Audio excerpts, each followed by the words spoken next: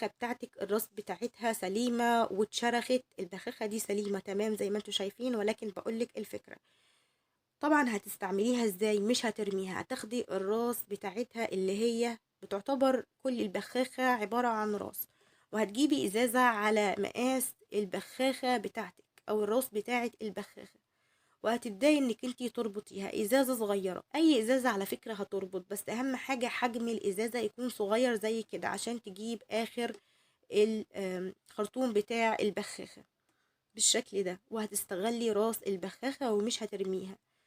الفكرة التانية، لو الكم بتاع العباية بتاعتك واسع وزي كده وما بتعرفيش تتعاملي، احيانا ما بتغسلي مواعين بتعملي اي حاجة، هتجيبي استك زي كده، استك فلوس او توكة شعر استك، هتجيبيها وتلفي حواليها الكم وهيتطوي معاكي بمنتهى السهولة. وطبعا الطريقة دي هتوفر عليكي بلولة وتغيير عباية. الفكرة التانية أو التالتة، عندنا إزازة الزيت بتوع مكان ما بنحطوها في الرف بتاع المطبخ، هتجيبي إزازة، نص إزازة حاجة ساعة، وتفتحيها بالشكل ده وتحط فيها إزازة الزيت. مستحيل بعد كده تقع منك، وهتستعمليها بنص الإزازة برضو، مش محتاجة إن انت تخرجيها، هتثبت في مكانها ومش هتدلق.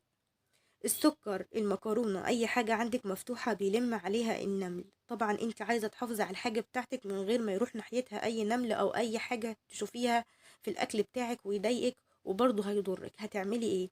فكرة بسيطة جدا، هنجيب حاجة واحدة بس، هو سلك المواعين، السلك الناعم، السلك البلدي اللي احنا بنستعمله. هتجيبي حتة زي دي وهتبدأي انك انت تحطيها في السكر بالشكل ده، وهتشيلي كيس السكر ومستحيل يروح ناحيته نملة أو أي حاجة. أتمنى الأفكار تكون عجبتكم وشكرا.